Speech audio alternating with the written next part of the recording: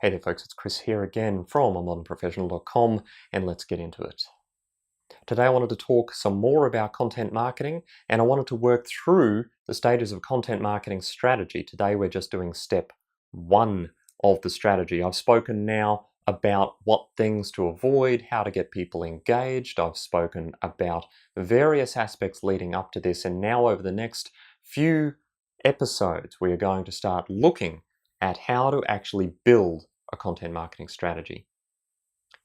And today's topic has nothing to do with actually producing content. It's a step that a lot of people forget in their content marketing. They get all excited about the creation stage and they forget as a result to do a very important first step, which is this. You need to create a business case for your content marketing strategy. A lot of people forget that. They know they ought to be producing content. They have seen other people producing content. They've read marketing articles saying, quick, you should be producing content. And then they go, oh, well, we better produce content too. Let's go. But they haven't stopped to think about why. Why are they producing content? What do they hope to achieve with it? And how are they going to actually measure the effectiveness of their content marketing strategy? You need to create a business case. This is a business proposition. I've said before, content marketing and digital marketing is different from just doing stuff online or just random acts of content.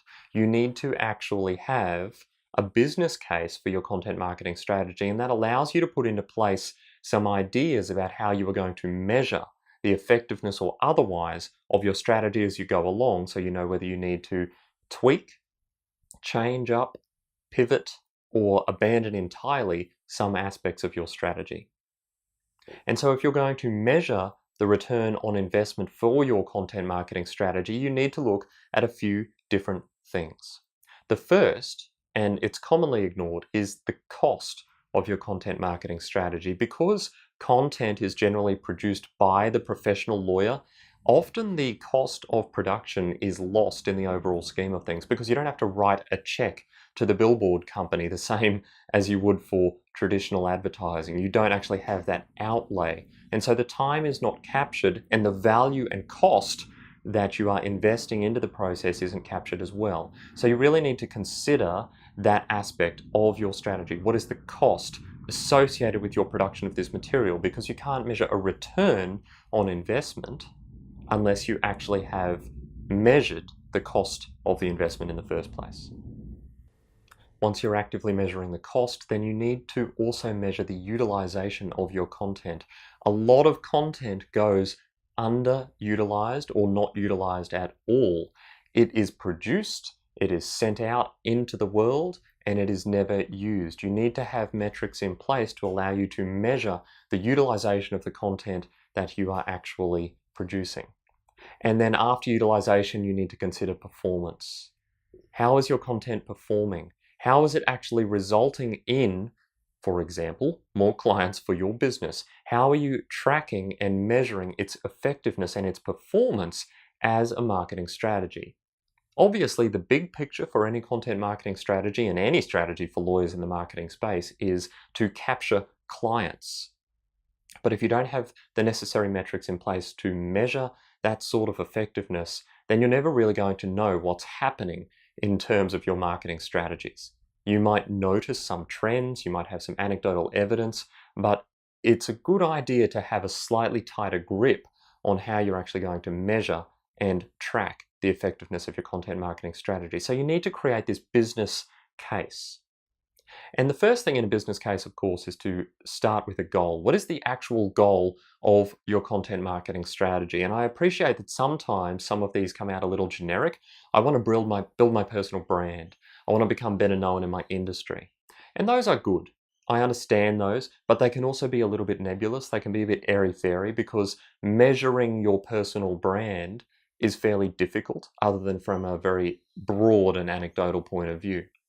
So I wanted to propose today 3 goals you might want to consider and a few ways in which you might go about measuring the effectiveness of your content marketing strategy as it relates to those particular goals. The first goal you might have is to engage with early stage buyers. So many lawyers skip this early stage buyer strategy and go straight to, you need a lawyer right now, therefore we are going to advertise. For example, I've seen on Facebook recently people advertising in the no win, no fee space for personal injuries, and they're literally advertising, call us for a free first consultation. Now, that is not an early stage buyer. That is someone who is at the point of wanting to engage you as a lawyer.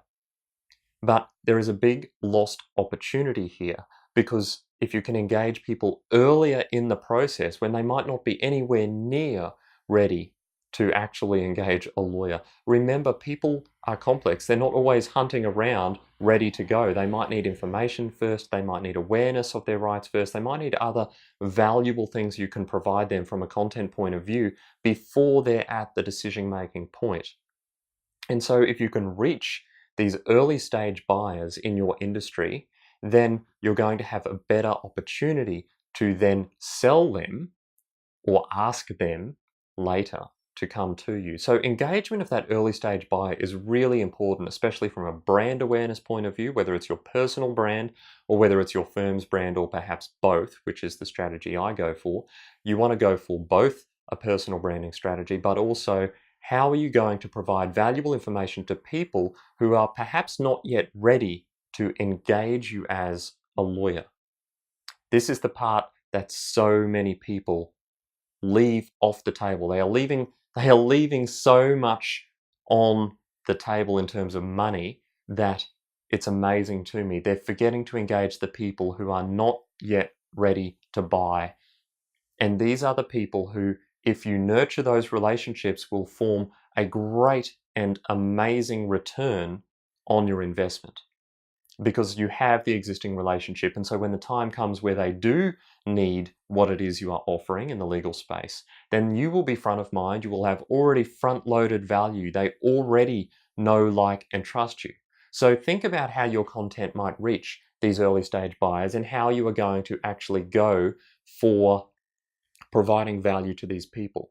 Now, how are you going to measure that? That's the other question. And when you look into analytics projects and you look into the various ways in which you can measure, the easiest way to measure early stage buyers is, who are the people who are engaging with your content in some way, who are not necessarily engaging you yet as a lawyer.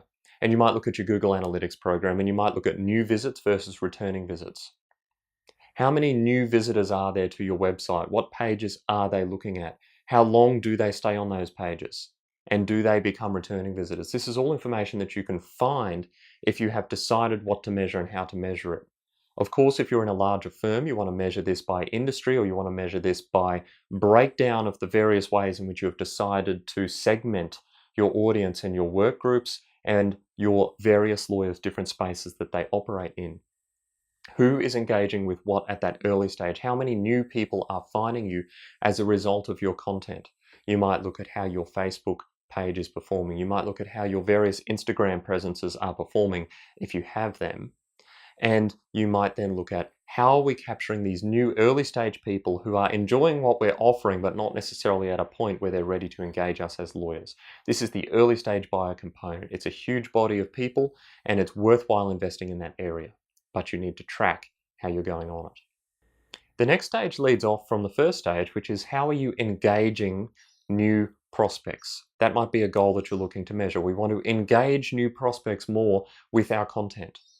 And again, look at your Google Analytics program or whatever analytics you're using and have a look at how many people are returning visitors to our website, how many people are new visitors to our website. If you have a very high percentage of returning visitors, it means the people who have engaged with you once are engaging with you more. And then look at this. Are there people who are consistently commenting, engaging with you, having discussions with you, sending emails back to the authors, and really getting into the content? Who are they? What areas are they really interested in?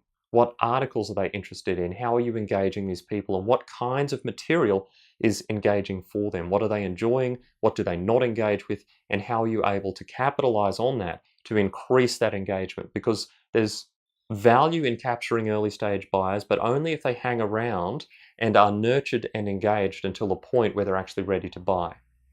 So that's the next goal you may have after capturing early stage buyers, engaging those new prospects with your content. And then, of course, the last thing you want to look at in my 3 goals that I've selected, there's many you could select, but the last goal you almost certainly want to measure. What are the people, or what is the percentage of people becoming clients who would not otherwise have become clients? It's the conversion ratio. Whether they joined you at the start of their buyer's journey when they had just a vague interest in things, or whether they went all the way ahead to something even higher and came in right at the point of sale, who are the people that you are capturing from your content and material that you would not otherwise have converted? And you can look at that fairly easily, but the best way to do it is, of course, to have ways in which you can track people all the way from the start of the journey to the end. And that involves getting people on your email list. Because if you can engage with them through that process, you can send them valuable material, and at the right time they engage you, you can see right from the beginning how they found you, what they engaged with and what they didn't, and what the point at which they were ready to engage with you as a client was. So you need ideally to be able to measure these things as best you can. And of course, there is a very easy way to do this, which is when you get a new client, ask where they came from.